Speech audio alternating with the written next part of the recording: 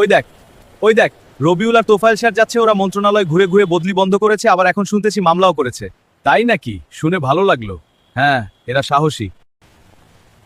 এই বেটা পাধারা সাকিবুল, আমরা বদলি বন্ধ করেছি, আপনাকে কে বলেছে মিথ্যা কথা একদম বলবেন না। আপনি মিথ্যা বলছেন। আমি মিথ্যা বলছি না, আপনি ফেসবুকে পোস্ট করে কমেন্ট করে সবাইকে বলেছেন, এখন কেন মিথ্যা বলেন? আমি মিথ্যাবাদী একটা, না জেনে কথা বলিস। আমি মিথ্যা বলছি না, তুই ভুল বুঝছিস।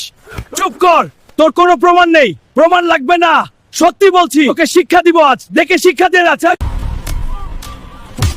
এভাবে কামড়াকামড়ি করলে আমাদের লাভ হবে না, বরং ক্ষতিই হবে। তাই আসুন সবাই এক হয়ে কাঁধে কাঁধ মিলিয়ে কাজ করি, তাইলে সহজে এবং তাড়াতাড়ি বদলি চালু হবে।